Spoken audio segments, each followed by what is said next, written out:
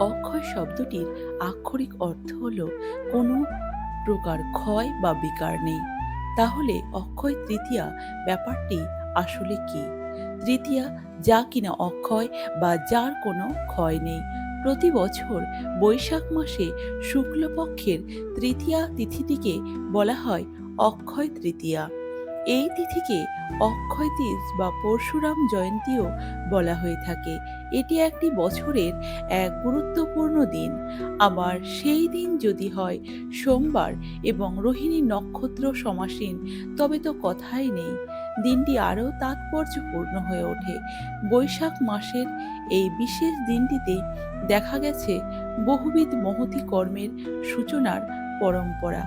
আমাদের অতীত জীবনের ইতিহাস বিশ্লেষণ করলে এমন সব গুরুত্বপূর্ণ ঘটনা এই দিনে ঘটতে দেখা যায়, পরিণামস্বরূপ আজও ক্ষয়হীন হয়ে সময়ের স্রোতের সঙ্গে নিরবধি হয়ে বয়ে চলেছে। তাই আবহমান কাল থেকে এই বিশেষ দিন অনুষ্ঠিত যে কোনো শুভ কার্যানুষ্ঠানের পুণ্যফল অক্ষয় বলে ধার্য হয়। তাই অক্ষয় তৃতীয়া আখ্যাটি যথার্থই সার্থক। এ তিথি যে বাস্তবিক অক্ষয় তার প্রমাণস্বরূপ অতীতে পুরাণে যে সমস্ত ঘটনাবলী ঘটেছে তার বিবরণী নিম্নে বর্ণিত হল। এই তিথিতে সত্যযুগের সূচনা হয়। এই তিথিতে পুণ্যতোয়া পুণ্যসলীলা ভগবতী দেবী গঙ্গা মর্তে অবতরণ করেন। তারপর থেকে নিরবিচ্ছিন্নভাবে অক্ষয় জলসম্ভার মর্তবাসীর জীবন দায়িনী তথা পাপ নাশিনী নদীরূপে প্রবাহমানা। ভগবানের 10 অবতারের অন্যতম ষষ্ঠ অবতার পরশুরামদেব এই তিথিতেই আবির্ভূত হন এই মর্তলোকে।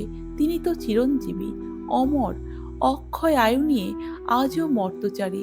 তাই এ তিথির আরেক নাম পরশুরাম জয়ন্তী। এই তিথিতেই ব্যাসদেব মহাভারত রচনা শুরু করেছিলেন।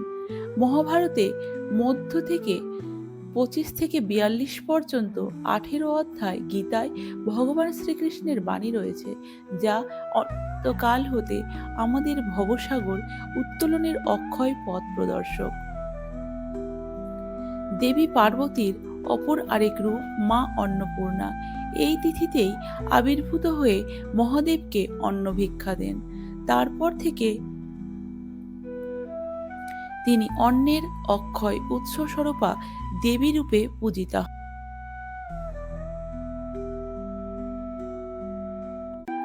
হন। এই তিথিতেই ভগবান শ্রীকৃষ্ণের পরম সখা সুদামা দ্বারকাতে তার প্রাসাদে আসেন। নিজের দারিদ্র অবস্থার কথা জানিয়ে কিছু অর্থ সাহায্যের জন্য তিনি অতিথি দেবো ভব এবং ব্রাহ্মণ নিত্য পূজ্য এই জ্ঞানে শ্রীকৃষ্ণ বিপ্র সুদামাকে যে আতিথেয়তা প্রদান করেন, তাতে মুগ্ধ হয়ে সুদামা আর নিজের দৈন্যবস্থার কথা মুখ ফুটে বলতে পারেননি। এমনকি কৃষ্ণের প্রাসাদে সম্পদের বৈভব দেখে তার জন্য নিয়ে আসা কাপড়ে বাঁধা সামান্য চাল ভাজাটুকুও লজ্জায় আর দিতে পারেননি সুদামা। দুর্যোধনের নির্দেশে দুঃশাসন দ্রৌপদীর বস্ত্র হরণ করে এই তিথিতেই। কিন্তু দ্রৌপদী যখন মনে মনে শ্রীকৃষ্ণের চরণে পূর্ণ বিশ্বাস সহ শরণাগতি স্বীকার করে আত্মনিবেদন করলেন, তখন ভগবান শ্রীকৃষ্ণ অনন্ত বস্ত্রের যোগান দিয়ে তার সম্মান রক্ষা করলেন। পূর্ণরূপে আস্থা রেখে ভগবানের চরণ কমলে আত্মনিবেদিত হতে পারলে যে ভগবানই রক্ষাকর্তা হয়ে অক্ষয় কৃপা করেন, এ লীলা তারই নিদর্শন। কথিত আছে যে অক্ষয় তৃতীয়ায় দিনই সূর্যদেব পাণ্ডবদের বনবাসের সময় অক্ষয় পাত্র দান করেন। এ কথা অন্ন দ্রৌপদীর আহার গ্রহণের আগে পর্যন্ত যতজন উপস্থিত থাকত তাদেরকে খাওয়ানো যেত। দীর্ঘকাল তপস্যার পর মহাদেবকে প্রসন্ন করে যক্ষরাজ কুবের স্বর্গের সমস্ত ধন সম্পত্তির অধিকারী দেবতা হন এই তিথিতেই। এই তিথিতেই প্রতি বছর পুরীতে শ্রী জগন্নাথ দেবের রথের নির্মাণ কার্যের শুভ সূচনা হয়। ভক্তবৎসল জগন্নাথ দেব ভক্ত দর্শনের জন্য রথযাত্রা করেন, আর ভক্তদের প্রতিও তার অক্ষয় কৃপা এই যে স্বয়ং ভগবান মন্দির থেকে পথে আসেন তাদের দর্শন সুখ দিতে। প্রবাদ আছে, এই তিথিতেই ভিক্ষা করতে গিয়ে আদি শঙ্করাচার্য এক নিঃসম্বল দম্পতির থেকে তাদের কুটিরের একটি মাত্র খাদ্যবস্তু, একটি টেপরি ফল প্রাপ্ত হলেন।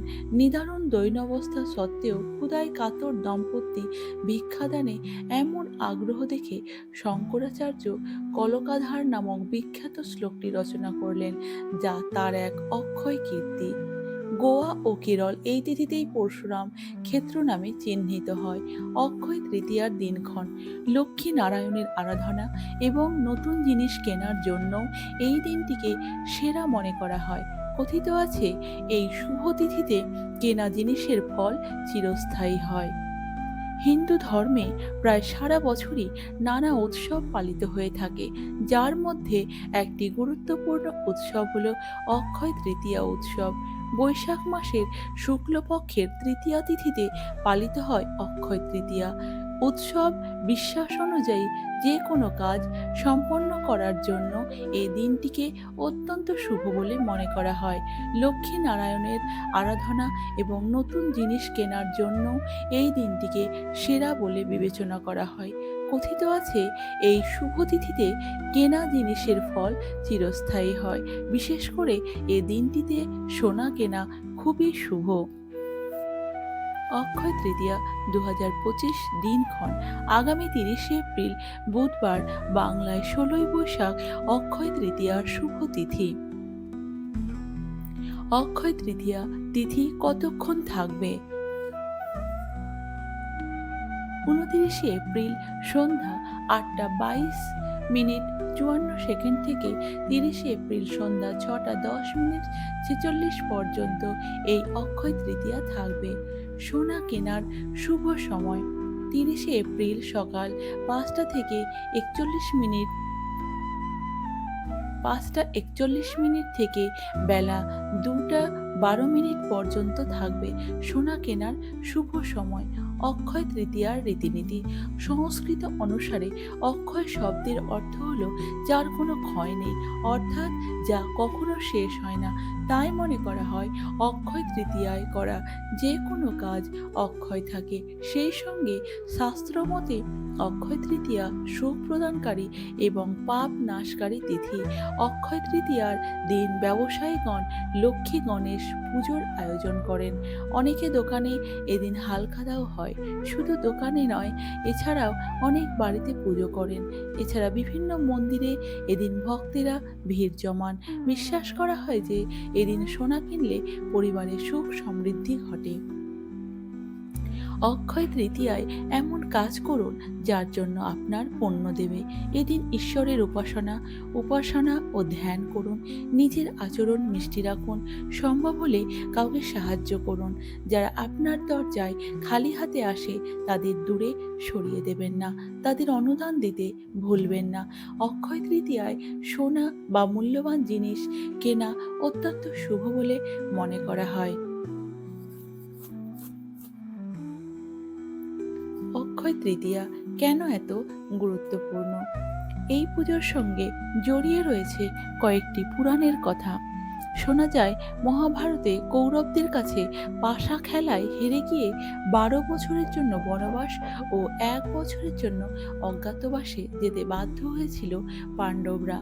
তাদের বনবাসে থাকার সময়ে ফের কৌরবদের চক্রান্তে মুনি দুর্বাসা তার শিষ্যদের নিয়ে এক রাতে পাণ্ডবদের আশ্রয় গ্রহণ করতে যান। কিন্তু সে সময় তাদের ঘরে কোনো অন্ন ছিল না। ক্ষুধার্ত মুনি দুর্বাসা অভিশাপ দেবেন ভেবে ভয়ে পায়ে যায় পাণ্ডব ও দ্রৌপদী।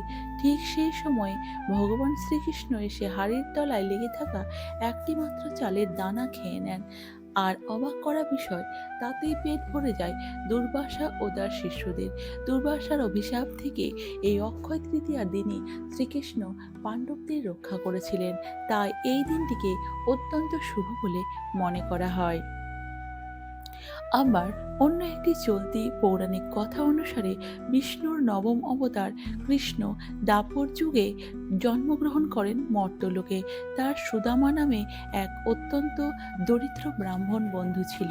সুদামা ভুলবশত একদিন শ্রীকৃষ্ণকে সব খাবার খেয়ে ফেলেছিল। এরপর তিনি শ্রীকৃষ্ণকে খাবার দিতে এক মুঠো চাল নিয়ে আসে তার ঘরে। তাকে খাওয়ানোর জন্য বন্ধু সুদামার এই আচরণ মুগ্ধ করেছিল শ্রীকৃষ্ণকে। তারপর শ্রীকৃষ্ণের আশীর্বাদে সুদামার সমস্ত দারিদ্র দশা ঘুচে যায়। মনে করা হয় যেদিন এই ঘটনা ঘটেছিল সেদিন ছিল বৈশাখ মাসের শুক্লপক্ষের তৃতীয়া তিথি। তাই এই দিনটি বিশেষ শুভ। এছাড়াও আরও শোনা যায় অক্ষয় তৃতীয়ায় দিনেই দিনেই পরশুরাম জন্মগ্রহণ করেছিলেন। সেই জন্য এই দিনটি খুবই শুভ। হিন্দু ক্যালেন্ডার অনুসারে অক্ষয় তৃতীয়ার উৎসবটি বৈশাখ শুক্লপক্ষের তৃতীয় দিনে পালিত হয়। অক্ষয় তৃতীয়াকে আখ্যা তীজও বলা হয়। এই বছর অক্ষয় তৃতীয়ায় বুধবারের সাথে রোহিণী নক্ষত্রের একটি শুভ সংমিশ্রণ রয়েছে, যা অত্যন্ত শুভ বলে ধরা হয়। এই দিনে দেবী লক্ষ্মীর পূজা করার রীতি রয়েছে। এই দিনটিকে যে কোনো নতুন কাজ শুরু করার জন্য শুভ বলে মনে করা হয়। অক্ষয় তৃতীয়ায় সোনা কেনার একটি ঐতিহ্যও রয়েছে। বিশ্বাস করা হয় যে এই দিনে কোনো সোনা কখনো ক্ষয় হয় না, বরং সর্বদা বৃদ্ধি পায়। অক্ষয় তৃতীয়ার দিন কি কেনা উচিত এবং কি কেনা উচিত নয় তা জেনে নিন। অক্ষয় তৃতীয়ায় কি কিনবেন? অক্ষয় তৃতীয়ার দিনে আপনি সোনা ও রূপোর গয়না, জমি, পিতলের বাসন, ভবন ও যানবাহন, বই, নতুন পোশাক, আসবাবপত্র ইত্যাদি কিনতে পারেন। অক্ষয় তৃতীয়ায় কি কিনবেন না? অক্ষয় তৃতীয়ায় স্টিল, অ্যালুমিনিয়াম বা প্লাস্টিকের পাত্র কেনা এড়িয়ে চলা উচিত। এই দিনে কাউকে টাকা দেওয়া বা নেওয়া থেকে বিরত থাকা উচিত। অক্ষয় তৃতীয়ায় কালো রঙের পোশাক এবং কাঁটাযুক্ত গাছ কেনা অশুভ বলে মনে করা হয়। কিন্তু ভক্তবৎসল ভগবান বাসুদেব যে ভাবাগ্রাহী, তিনি ভাবটুকু গ্রহণ করেন, কেবল ভোট নয়। তাই তিনি নিজেই সেই চাল ভাজা আহার করে পরম তৃপ্ত হন। আর সুদামা বিপ্র নিজে মুখে কিছু না চাইলেও বাড়িতে ফিরে দেখেন যে তার ক্ষুদ্র কুটিরের পরিবর্তে বৃহৎ অট্টালিকা অবস্থান করছে। শ্রী ভগবান অযাচিত করুণা ভরে সব কিছু সাজিয়ে ভরিয়ে দিয়েছেন তার পরম প্রিয় সখা তথা ভক্তপ্রবর সুদামাকে। এই লীলার দ্বারা এটাই প্রমাণ হয় যে ভক্তের চাওয়ার অপেক্ষা করেন না ভগবান। অহেতুকী অযাচিত কৃপা অক্ষয় রূপে তিনি নিজে থেকেই করেন তার নিষ্কাম ভক্তের প্রতি। সত্যি তার মতো সুহৃদ, তার মতো পরম বান্ধব আর কে আছেন এই ধরাধামে?